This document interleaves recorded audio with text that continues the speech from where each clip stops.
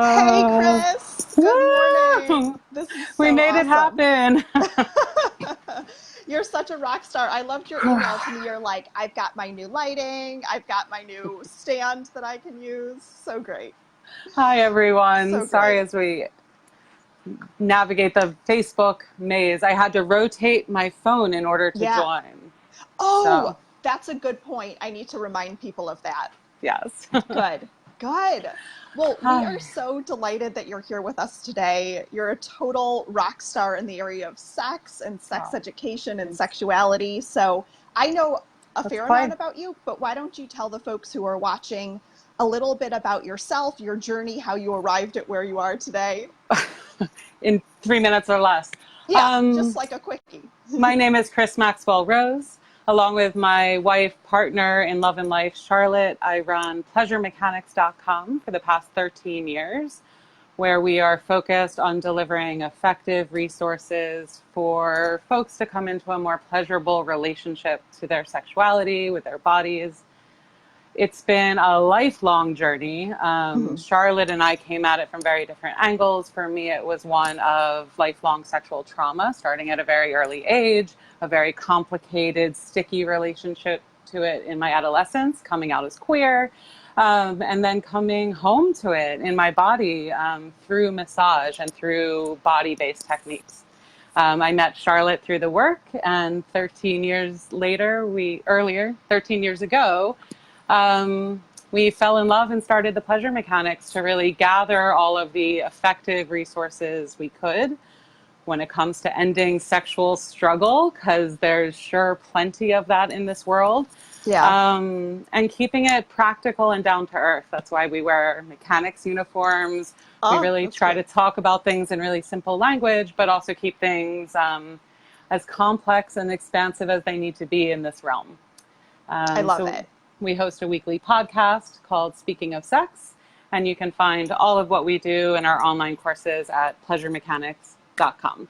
Great. And I saw you Yes, threw a link to that in the event page as well. So people yes. have a quick reference if they're interested, which is fantastic. And you and I were chatting in advance of today about some of the questions that our group members have about sex. And I know that trauma will come up later in our conversation. So It I'm always grateful. does. It always does, right? Yes. So, and what's interesting about trauma is, in some cases it's going to be kind of trauma with a capital T, but in other cases it will be like these micro experiences that have a profound impact on our sexual stories. So I think it's important that people who might not have had trauma with a capital T to know that their experiences are valid, even if they haven't had kind of that childhood sexual abuse or what we might typically think of as that.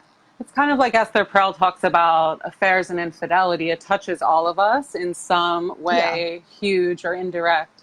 yeah, Trauma, even more so, because we live in a sexually violent culture yeah. with a long history of trauma. So it touches all of us. And the more we talk about it, the more we can all find pathways out of it. So I it love won't be a it. scary conversation for anyone. And I will Yeah, link to further resources for people who want to go deeper there.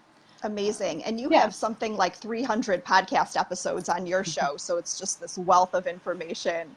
A lot of the Yeah. folks that are referenced frequently in our group, like we've had Justin Lay Miller on a Facebook Live before, same with Sarah Hunter Murray, who you just had, and Emily Nagoski as well. So you're doing amazing work, and I'm excited to dive into our group members' questions.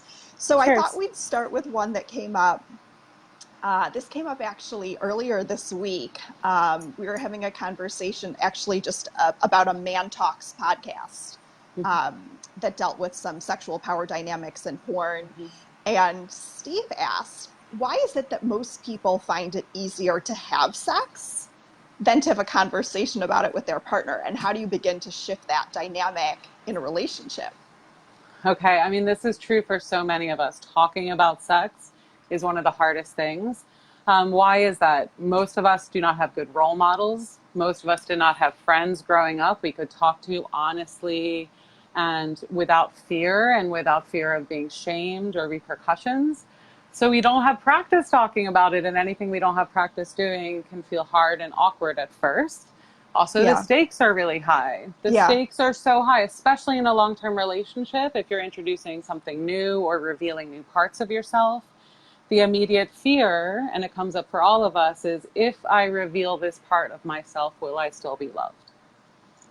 And that can be scary, especially when you have not met all of these parts of yourself. Um, the other piece I want to introduce here, and we'll talk about it again, is that for a lot of us and in our sexual culture, sex is more of a performance Yeah. than it is a moment we can fully occupy with our whole selves. So if you're used to doing sex as a performance, as some barometer of kind of your virility, as a script that you kind of move through, hopefully with some pleasure in there for one or both of you, slowing down and talking about sex, and in that conversation knowing the hard stuff is going to come up, your shame, your fear, your guilt, your mistakes, that can feel really hard, because to really talk you have to be rather than perform. So what do we do about this? Because so many of us are in this situation, even with Yeah. partners we feel really intimate with. Like, we Yeah. share our whole life. How can we not talk about BDSM or anal or gender or any of these things, or trauma, right? I hear all the time from couples where it's like they've been married for 20 years and haven't talked about this really central thing that happened Yeah. maybe before their marriage. How do we start talking about this? This is why we offer the podcast. So you can start listening before you start talking, often with a new fluency, a new literacy, that's Mm. easier. Start listening, start getting language in your head, start figuring out what ideas you're resonating with, what ideas feel scary to you. Yeah. And what a lot of couples do is they listen to our podcast together, like on their different commutes or as they Mm-hmm. walk the dog. Some Yeah. send us fun stories of they're both listening to it and walking through a busy city and have a smile on their face. They listen to it together and then they talk about the episode so they have a starting point. We also provide a lot of conversation starters, because a good framing question or two can take you a long way. So it's not just like, Yeah. how do you feel about kinky sex? Like, where do you begin with that? Right? Yeah. But what was your relationship to this growing up? Like, we break it down into really easy bite-sized pieces so you can navigate that together step by awkward step. Yeah. And how do you cultivate a relationship where doing that will feel scary but exciting and less risky? Right. It's such a Because good point you bring up about it being a language, because it really is, and I mm, never thought of it in that way. But it's almost like you're starting to speak a whole new language, and you need to listen, you need to learn the vocabulary, you need to learn the phrases and what they mean. And then that's kind of that launch pad for being able to actually have a conversation about it. and especially when we live in a culture like we do, where our messages about sex, most of them, most of our attitudes about sex are rooted in misinformation, myth, outright lies that we've been told over centuries. And so, how do you begin a conversation about that? It's really Right. confusing and fraught. This isn't a conversation about like what style cooking you like to do. Right. Um, and so, any way you can ease your way into it, it's easier to talk about it as a generality than it is to talk about your sex life. Mm. So if you really want to talk to your partner about your cross-dressing fantasies and Yeah. maybe wearing her underwear once in a while, like that can feel like a huge planetary leap. Yeah. So where are you, and being honest about where you are, like, can you even talk about gender? Can you talk about fantasy versus desire? Can you talk about um, can you talk about what you did last night? Like, can you talk about the sex you're already having? Right. That maybe Right. is a good place to start. And that can Yeah. also be really scary. So, as all of these questions will be, like, this is a process. Yeah.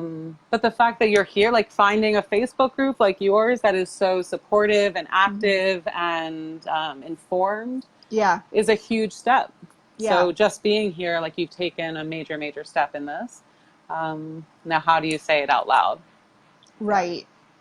I look at kind of the two messages we get about sex. One is one of, like you said, kind of the porn based one where it's about performance and it's about being a sexual rock star. And then the other is kind of the shame, we had posted Pam Costa's TED Talk the other day. What were the messages you got about sex growing up? And the majority of people in the group, they were extremely negative, or if not negative, they were shame-based. And so there's this spectrum where on the one hand, it's be a fucking rock star. On the other hand, it's a shameful act. And so it's no wonder that we're bringing that to our sexuality and not having conversations about it because we're rooted in fear. Yeah. And what I also want people to know is that whatever they feel alone in, they're so not alone in it. That's true. As someone who gets like 100, 150 emails a day from folks about their sexual struggles, I get to see the patterns. And that's a real honor. And it shows how many people feel so isolated and broken when it's our culture that's broken. It's the ways we talk about sexuality. It's the expectations we put on ourselves and the meanings we assign to how we think and feel and do sex that often creates the struggle. So shifting your attitudes, like people want a different experience of sex. Sometimes we have to swim upstream and shift our attitudes to get to the behaviors that create new experiences. Yeah. But it's not easy work. Yeah, go ahead. But it's kind of fun work, I think. It's getting closer to yourself. It's getting more aware of yourself. It's getting closer to another human being.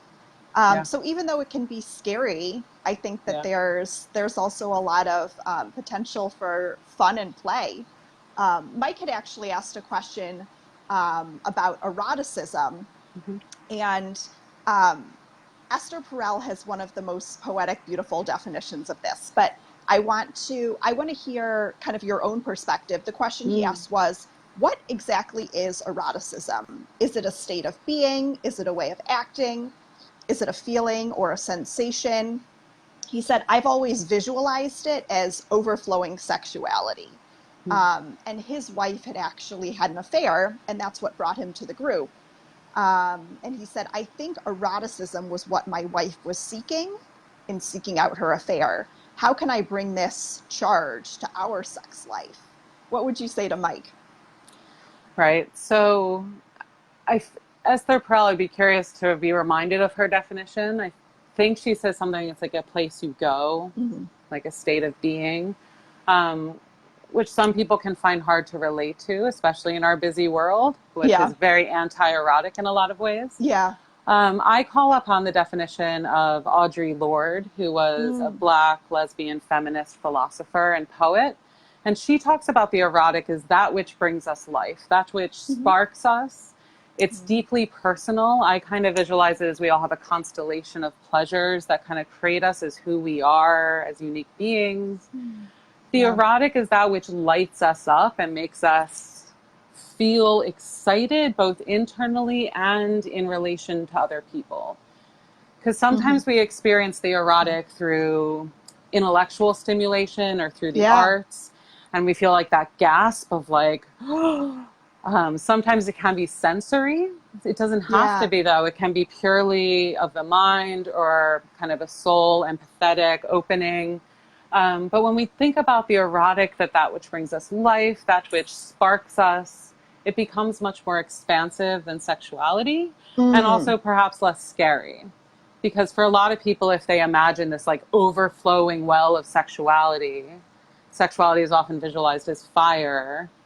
That feels very out of control. And these ideas of like, I'll be insatiable, it'll take over my life, I'll lose all sense of being able to get to my job and take care of my kids. Like there's a fear of the overwhelm of sexual passion.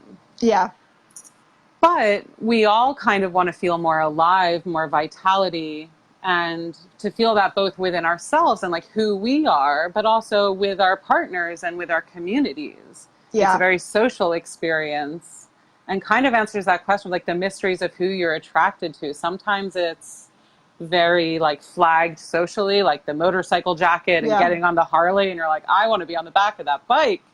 But sometimes it's very subtle. But often if we follow that curiosity, follow that thread, it leads us more into kind of the parts of who we are that are exciting to be expressed. It's an arousal of the system.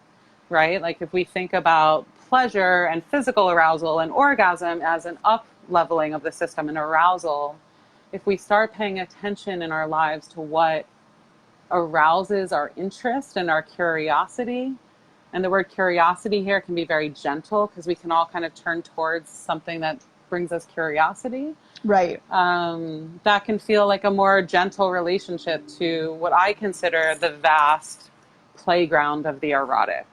And Yeah. for me, it's like the mystery of being human. Like, why do we like move around this planet creating and mating and bringing each other joy and sorrow? Like, what is all of this? There's something about this thread of the erotic, of the joy creation process.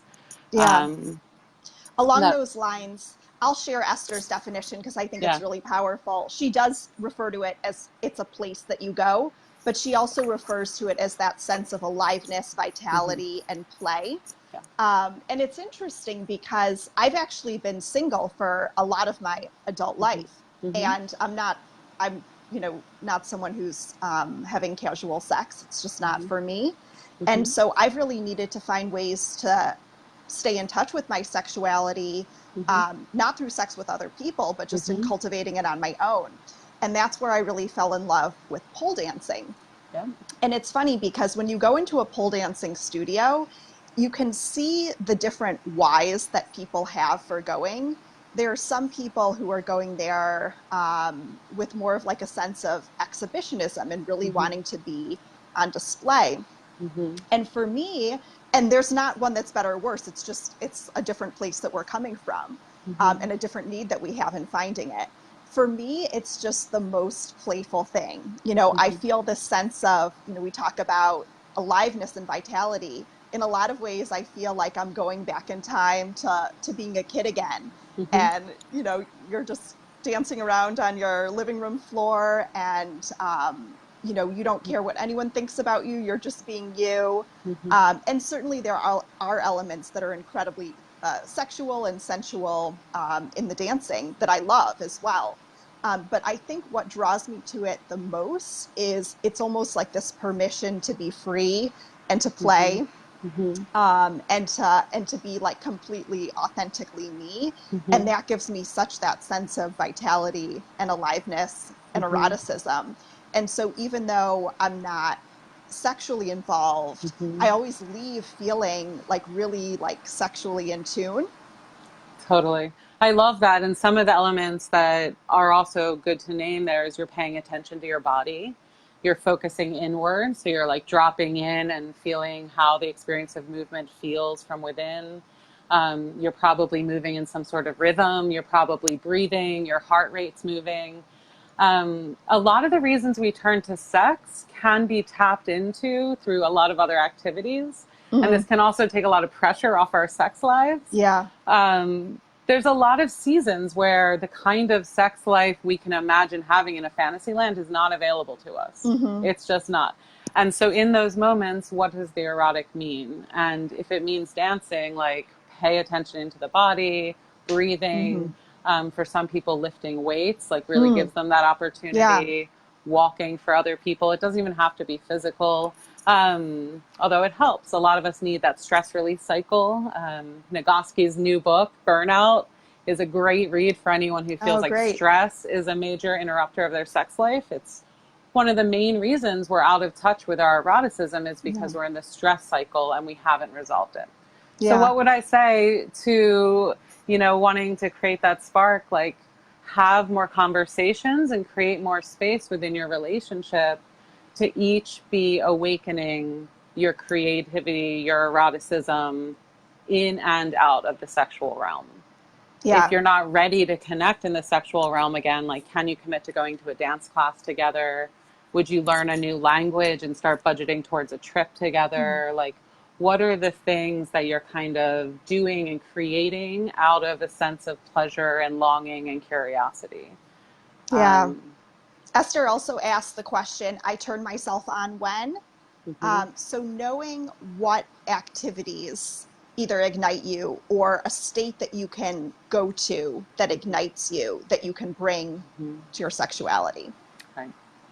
Yeah. And if a sense of turn on feels kind of out of reach, because some people are like, nothing is turning me on right now. What brings you curiosity? What brings you Right. interest? You can Right. start there. Yeah. Turn Right. towards that.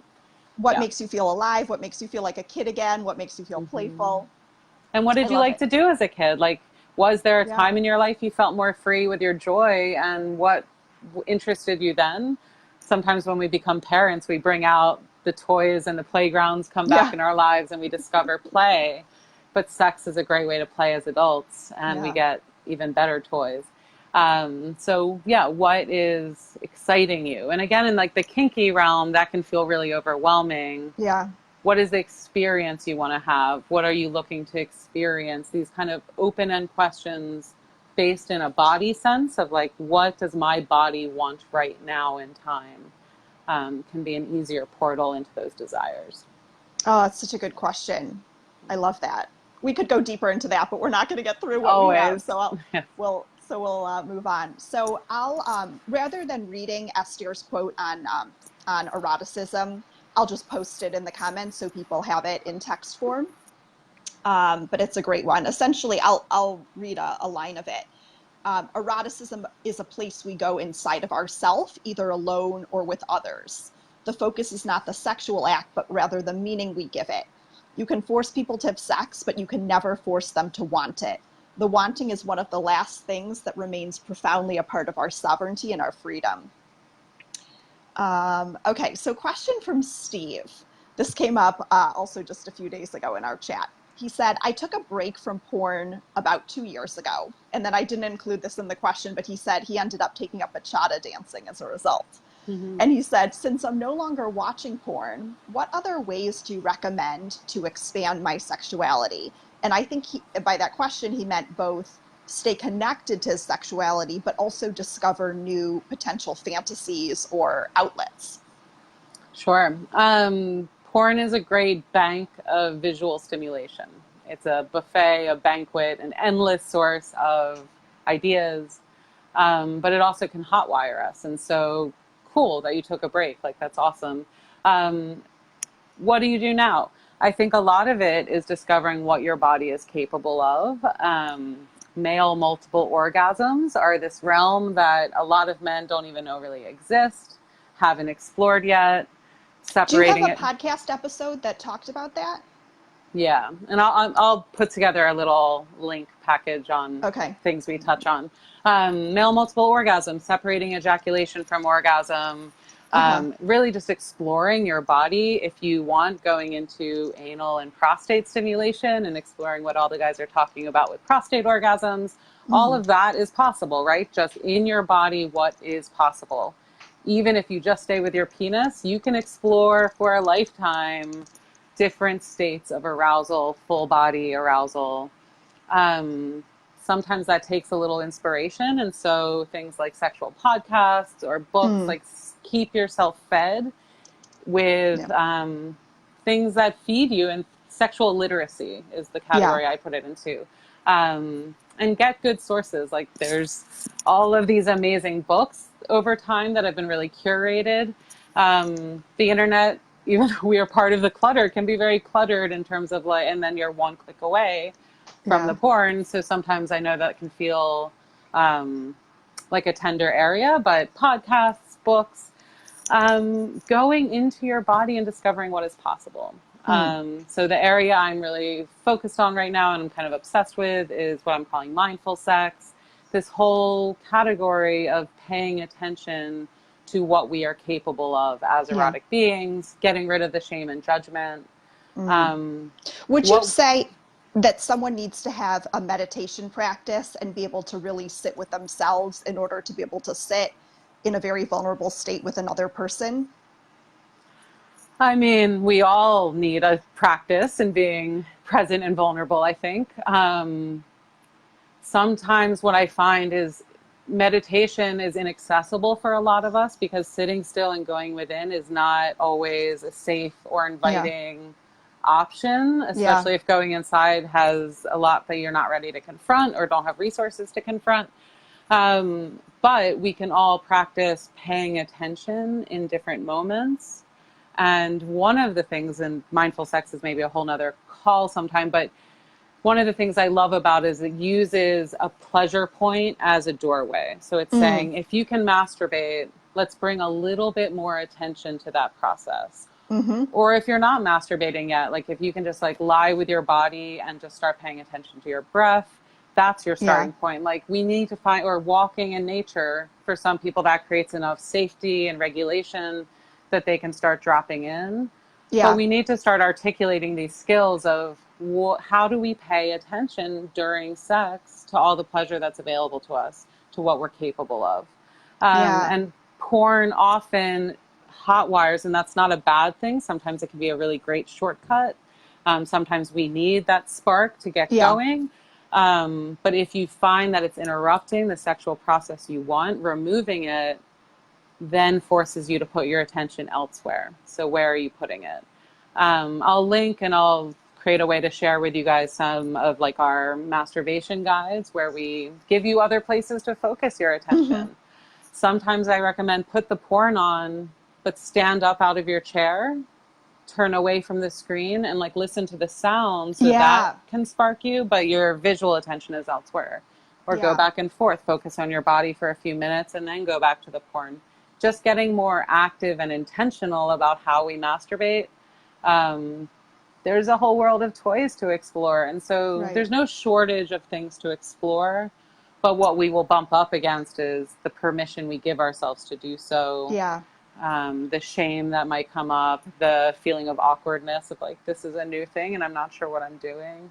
Yeah. Um, Esther talks about, she has a really cool exercise, actually two that I'll share. This is from her Rekindling Desire course, mainly designed for couples who are in long-term relationships where the spark might be dwindling. I got it just because I love her content and thought it would be mhm, fun. But one of the exercises she gave is um, you think about the five senses, and the ones that you're most in tune with during sex. For a lot of people, it's visual, mhm, and the one that you might be least in tune with. I was thinking about it for me, and it was mhm, smell.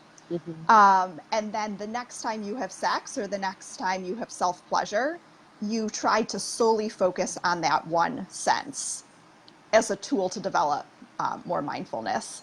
And then mhm, another technique, you need a partner for this, but it's a lead and follow dance where one person agrees to just follow the other person's lead around the room, and the other person agrees to lead. And it's almost like dance like in paying attention to the pace in which they're moving, their upper body movements, their energy, and almost trying to mirror that to get aligned, I guess, mhm, is another kind of cool. That would be more like mhm, inching into like dominance and submission, but mhm. another cool practice to develop. Yeah. And Yeah. if you're doing this with a partner and the question is like, how do we spark novelty? Any skill you can learn together, sexual or otherwise, go and build a birdhouse together. Like, especially something where you're equally awkward and equally new.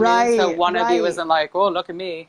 Um, that awkwardness, the newness outside of the bedroom is great training, is great practice to build the trust to be awkward when you're doing your first spanking or when you're trying butt play for the first time or when you're just like trying to be more comfortable showing up for sex, you know? Yeah, yeah. Um, yeah, yeah. I love it. Okay, so next question. This is from a female group member. She has to be anonymous. And what was really interesting about this question were the comments from group members. I'll read the question and then I'll share kind of the spectrum of comments. So Mm-hmm. the question was, my husband asks that we have sex every day or at least every other day, and that I initiate it, and preferably very early in the morning. He says it's how he feels loved by me. When I do that, he's helpful, happy, engaged with the family, everything's great. If it goes 3 days or more without me initiating, on the third day, he completely shuts down. Doesn't talk to me, he's snappy, he stays on his phone the entire day, doesn't engage with the kids, sleeps downstairs because he's mad at me. The only thing that brings him back to his friendly self is sex. To him, he thinks it's the most simple, easy thing in the world to do to keep him happy, and he's not asking for much. But I'm so tired of this cycle. and I don't know what to do. And before you respond, in the comments, the Mhm. range was, oh, that makes total sense from some people, and that's complete, manipulation and however, Yeah. whatever other Yeah. words you'd use. So what's your perspective here? Well, I loved your community on this one. And I think it shows the power of a community like this, where you can get 184 different responses and read through them and see what resonates to this person as true. Because there's, and in all of these that, we answer on the podcast or in these kinds of calls, there's two whole lives leading up to these moments, right? And a lot of data we don't have. Yeah. So that said, the fact that she has this 3-day countdown and it's not this general sense of like when we go too long without sex, these behaviors start kicking in. The rhythmic nature of it, the predictability, it feels like a strategy that is being deployed. 1. 2, when he says he's not asking for much, when sex, capital sex, includes intercourse as a default, that is asking for huge something from one of the partners. Like, I think we need to remember in this culture that penetration is a big deal. It's a big deal for the body being penetrated. And men who start being penetrated learn this very quickly. I will say that. That's such a Women, good point. and Yeah. especially penetration before the body is ready, when it has Yeah. not been warmed up, when it does Yeah. not want penetration, when the body wants to be penetrated, like nothing is more exquisite than that moment of being entered by yourself, by a toy, by a partner, I don't care by what. Like, if you want to be entered, it is incredible. We can honor that. And then from that place, say, maybe we should take it a little more seriously how we enter one another. Wow. So I have a lot of Yeah. feelings about that, but there are things that are not working in this relationship. And so there's all sorts of different ways to come at this. Sharing of the domestic labor, like emotional blackmail that's happening, transactional sex. I feel very strongly that a lot of us are having sex under low or higher levels of emotional coercion in our relationships. Sex out of obligation. Yeah. And I'm a firm believer that sex out of obligation does long-term harm to erotic partnerships. Yeah. So for me, the question, and okay, so there's a lot of places to go with this. One of the major places to work here is to decouple the idea of connecting sexually with having intercourse. Like that is just one option on the Yeah. buffet. And if you had to eat every dish at the buffet, how often would you go eat at a buffet? Yeah. If you had to go down the line and then finish with the plate of ribs, like you might not always want the ribs. You Yeah. might just want the apples and the yogurt. And we need to decouple this so couples can initiate erotic connection, sexual play, and know there's this whole dynamic realm of possibility. And that the only thing that matters is serving one another and bringing each other pleasure. Like if that's our starting point, Yeah.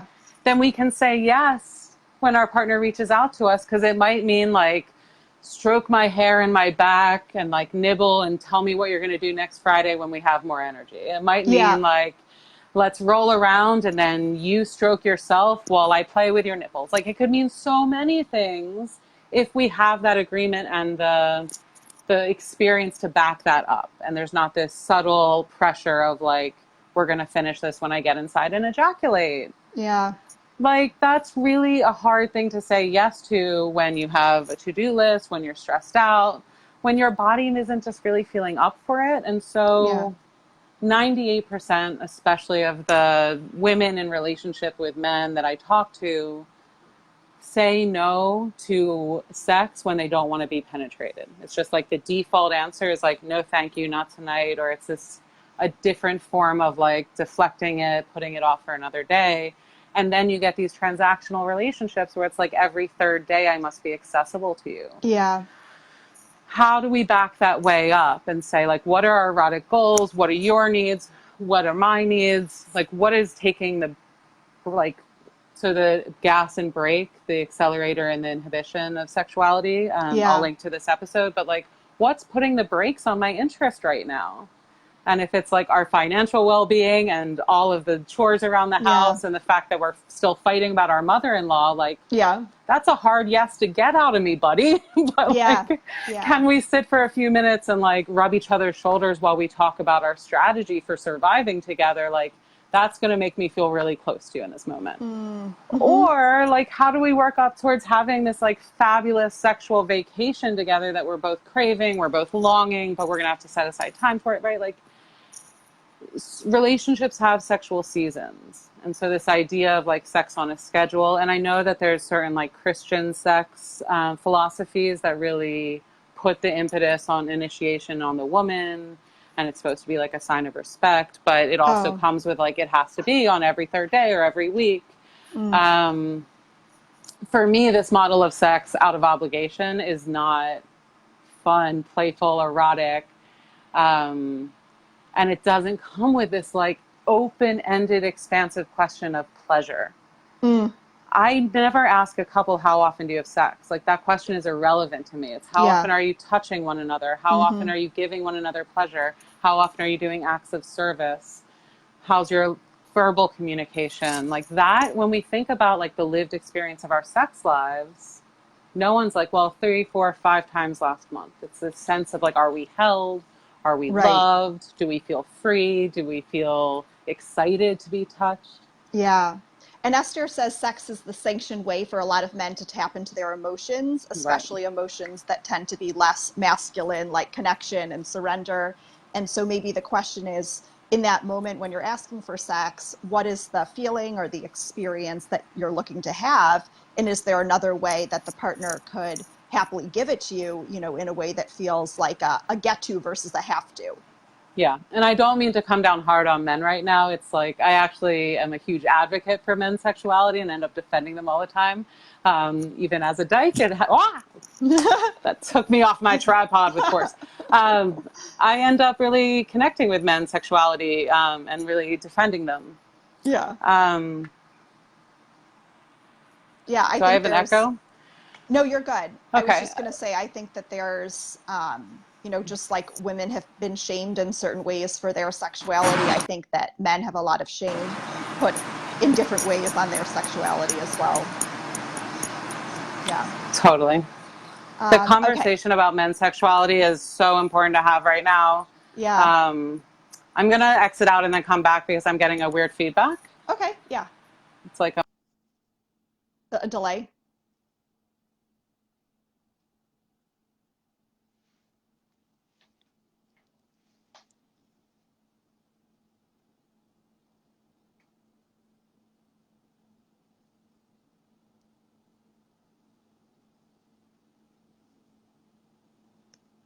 Hey, everyone. Let us know what you like so far.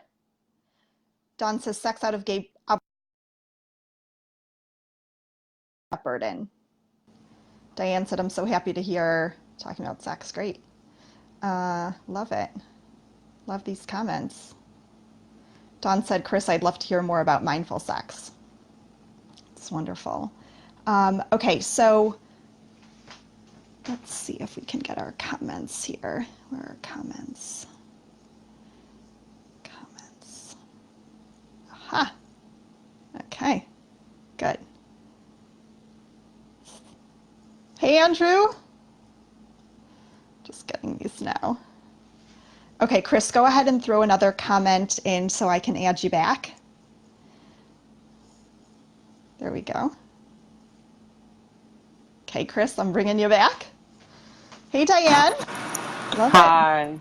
Okay, you're back. Is that Sorry. better? Yeah, it went on a Yeah. little loop. Okay. Maybe we all needed a little break. I wanted to say, like, men's sexuality, it's a real urgency. There's something about men's sexuality we're really going to be addressing in the next years. Yeah. And I'm having a lot of those conversations in my community. So the desire to have sex every third day is not the problem. The Yeah. urgency of his desire is not the problem. It's the expectation and the communication loop. And the sense of like resentment that is bubbling up. No one wants to feel resentful about their sex life. Yeah. If there's either a man or a couple who's watching who's looking for more on this topic of male sexuality, Who are Yeah. some of the thought leaders or authors that you would direct them to? Mm. I want to hear suggestions here. I'm Yeah. actively seeking. There's a man named Mark Green, Yeah. who I interviewed recently. He's brilliant. And he's having the honest conversations that, like, Yeah. men are hurting too, but we still have to be accountable. And what does that look like? Um, but I'm actively looking for stuff Okay. around sexuality. So if Great. people have thought leaders that feel like really honest and authentic and accountable right now, right? Yeah. Because sex education is having its own Me Too movement. Yeah. And yeah, accountability is really important to me. Yeah. Yeah, Mark has a great blog. He actually Mm-hmm. attended a dinner series we did this year Mm-hmm. called Masculinity Dinners, where we were Mm-hmm. talking about conversations about masculinity, and he's been a vanguard in that Mm-hmm. for a long time. And he has a great blog called Remaking Manhood with, articles and great threads and conversations. So definitely a good one I would recommend. Shout out to Mark. Okay, so a couple more questions. So this one is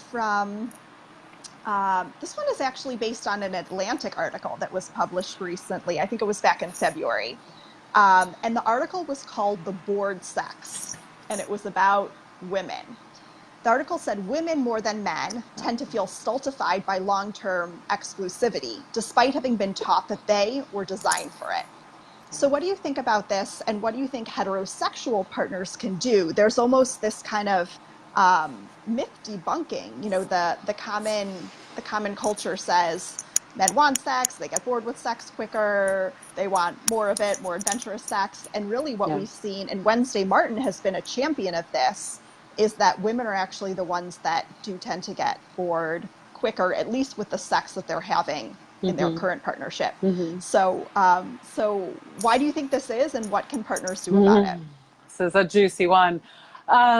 There's so much to say here. I tend to think that us humans are on these like big spectrums, but that our social conditioning has these big impacts, right? Yeah, So when we hugely. say women feel this way or men feel this way, like, well, there's a lot of different ways women feel. But what I caught in that article was the calling out of the relationship, they called it the institutionalization of the relationship and the desexualization of roles. And Esther talks really brilliant about this in terms of caretaking. Mm. Um, I'm a little distracted. There's still like a feedback loop in my Oh, shoot. headphones. So I'm hearing previous us from like 1 minute Oh, ago, but yeah. I'm going to try to roll with it. Okay. Okay. Do you Maybe I'll want to actually, try to unplug and then replug in the headphones, maybe? sure. You seem to have Maybe that'll experience. do it. Do it. How's this? It's good for me. Good for You you? got tips. You've got Okay. mad tips. I Okay. love it. Thank you. Oh, I'm going to remember that one down the line. Oh, listen to this woman. She's brilliant. All right. So much better. Thank you. So the institutionalization of these roles, what it means for a lot of women in our culture, that as soon as the domestic relationship happens, the moving in together happens, the caretaking kicks in. And Esther really calls this the antithesis of eroticism. Yeah. I Erotic have, disaster. and I have lived this in the past 5 years, Yeah. both as a new parent, and I got really sick, almost died, and my partner had to take care of me for like 2 years. I was in bed, like clinging to the edges of life. Wow. So we learned a lot about devotion and relationships and communication and sexual seasons. But Yeah. we also now, like 2.5, 3 years later, are learning about transitioning out of that caretaking mode. Yep. So I think Yep. that's just this huge word that we have to look at in our relationship. Like, if you are responsible for all of the emotional labor, if you are responsible for the vast majority of the domestic Wow. labor, like, where is the space for the eroticism? Yeah. Yeah. Again, here in thinking about eroticism as a space where you have to not perform and not do and not be productive, but to just be, and to be in this like open, relaxed state, to give ourselves permission to be there, like we have to have vague control over the rest of our lives.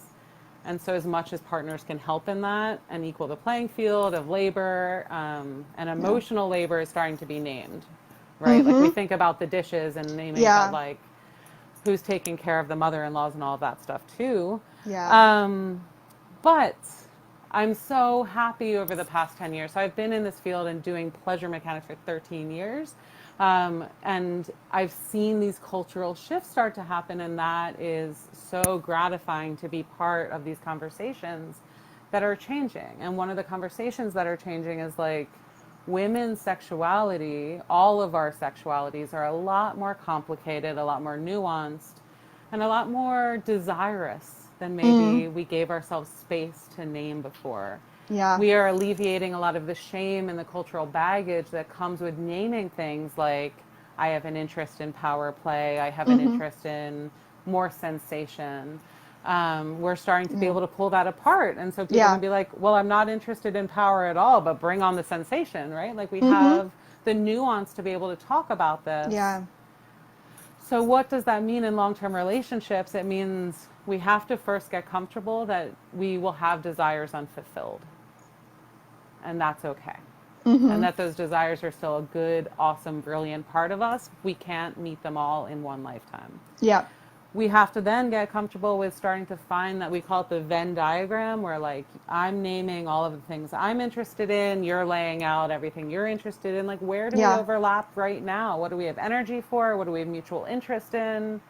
So this actually hits on Dawn's question, which was that she's in a long-term relationship, and how do you navigate sex with a partner where the things they find pleasurable, like polyamory or BDSM, is not what does it for you? Yeah. And so every conversation ends off in a standoff or a standstill. Yeah. How do you I love this question. I love this question because it's true for all of us. It's true for all of us. If we're not at that place of naming it yet, we're just not calling it out. But none of us are equally compatible. Like, there's no perfect overlap. And it will certainly not be true forever, right? Yeah. It can feel for like a couple years like I can't get enough of you, and we're in this like state of endless compatibility. Yeah. Our bodies change, things change. So Yeah. a big thing here is getting more specific.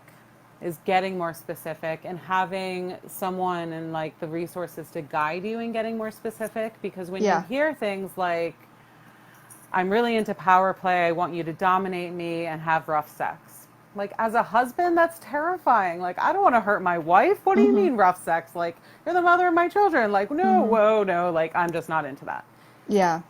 What if you hear very specific things that you can say yes to and that you can baby step into and have the opportunities to be like, this is how I felt about that. This didn't work so well.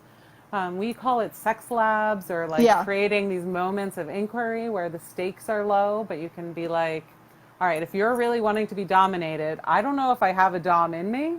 Yeah. But all right, so you like your hair pulled, but you don't want to be called a bitch, but whores may be okay, right? Like, how do we get specific so we set ourselves up for a win? Yeah. And we're not just reading erotica and trying to like recreate a scene that was hot to us. Like, that's not specific enough. We really need to be able to like pull it out and then create opportunities for wins, like little micro steps. So on Sunday morning, you're like, that was hot and I want more. Yeah. Yeah. Always leaving each other wanting more. And if it's a true incompatibility, what are the boundaries of your monogamy agreement? Right. That might be able to contain it. Can your partner set up a FetLife account, but not meet people in person? Are you comfortable with that? Are you okay with them watching porn, but not paying in-person sex workers? Like, where is your comfort level, again, right now? And then can you revisit it? If we want to have extraordinary sex lives, these are the conversations that happen over and over and over again. Sex has to become something you talk about. Yeah. Like it would any other part of your life you're trying to enjoy more. If you want to eat well, you read a lot of cookbooks, you talk about food, and then you're like, was that too spicy? Or I think it could have used more salt, right? Right. We recalibrate over and over again to get what we want. Right, right. I love what you said about getting clear on the specifics, because what's interesting are, you know, we're also nuanced and complex, and there are going to be certain things that absolutely not, we're not going there. There are other things where you've never tried them, and so you're curious and open. And then there are other things that you know for sure. And so it's almost like you have this recipe and you have a bunch of ingredients, and you can kind of pick the ones that are intriguing to you and go from there, versus being told to make coke oven or something Mm-hmm. complex, and just kind of feeling like, well, I don't really know where to start. Yeah. And sometimes you have to try something out to know if you like it. And that can be really hard when you're trying it out with your partner because no one really wants to at all be part of a sexual experience that isn't good, right? And so to set it up going in like, I don't know if this is going to work. If you've done that again, like with the dance classes and the woodworking, and you Hmm. have kind of this playful relationship to it, and you have a lot of communication, it becomes less scary to go into an erotic experience not knowing what the outcome will be. Right. Um, Yeah. Comfort with the unknown, I think, is huge in sex because there's so much surrender and there's so much, yeah. anything can happen. Emotions can come up or things might not work according to like a performance-based paradigm. And getting uncomfortable with the unknown, I think, is key. Yeah. Yeah. And honoring, Uh, like thanking one another for doing that, thanking one yeah. another for taking the risks. Like we all say vulnerability is sexy. Like let's get Yeah. vulnerable and messy together and allow that to be, because a lot of these questions too, it's like in my long term relationship, boredom, in my long term relationship, a rut. But the truth is, like, even a long term relationship, you are not with the same person year to year. We change, and you We have to change have that big time. process of becoming. Like, what is your process of becoming together? Hmm. It's a different conversation than like the same flavor of cereal every day for the rest of your life. Like, no one's here for Yeah. that. Yeah. I love it. Okay, so I think we have time for one more question. Mm. Um, I'm going to pick the one related to trauma because we haven't talked about that, and I think it's pretty important. So this was a question. Interestingly, there's been a development where the person who asked it shared something that she's found that's helped. Okay. But she had said, I've always been very in touch with my sexuality, very in touch with masturbation, a good selection of erotica and porn. After finding out about my husband's affair and the fact that it was very sexual, I haven't been able to enjoy that. Even masturbation has become a no zone. Can affair trauma be so destructive that it can have effect on my sexual personality? I'm afraid that if I do decide to touch myself, I'll have his other woman in my head, and it's terrifying. And what's interesting is she recently posted and said, here's an update. I realized that when I fantasize not about men, because I'm heterosexual, but about women, that it feels very safe to me. And I really applauded her. I thought that that was great that she explored that, and she was able to find something that reignited her. Yeah, I think, when I read this, any trauma, and this is, the capital T trauma, the big ones, and also like our cultural traumas and these like relationship schisms. I was really fascinated when I started reading about like affair trauma. Yeah. But I think the patterns do hold for some of us. But any any blockages, anything you're feeling like you're holding and that is like preventing your body from going into a state of relaxed awareness, a state of Yeah. being just like held and calm. For some of us, this is a lifetime of work, myself included, right? I had a lifetime of trauma to overcome. It's going to take me a lifetime to overcome it. Yeah. For other people, small strategies can make huge differences. I have a resource I will link into, which is called the Survivor's Toolkit, which is a collection of resources and body based practices. Great. But the thing here is like she needs to feel her feelings. Mm-hmm. Like traumas get stuck because they are overwhelming for us to feel at the time. We Yeah. do not have enough resources to fully complete the event that creates the trauma. And so, as we have resources over time, we have to create opportunities to feel the feelings. And so, I would say, perhaps, if she feels safe, like masturbate and get angry. Like, allow Mm. yourself to feel that rage and Wow. have a big crygasm. Yeah. Like, let it the fuck out, get loud, and feel it. Or, as she's done, like, let yourself feel the feelings and then change the fantasy, like, take Yeah. ownership of the thoughts. But she might have to feel these feelings. Maybe it's not in the masturbation. Maybe it's going for like a really powerful run or Yeah. kickboxing. Esther in the state of affairs is like, go on your revenge fantasy, like really like take it there and like in your brain, like what is Yeah. the like process of completing this, even just in fantasy, that could help you move forward. Because you don't want Yeah. to be stuck with this for 10 years. Like, if you're going to move on in the relationship or even just with yourself, we have to overcome things that get stuck. And Yeah.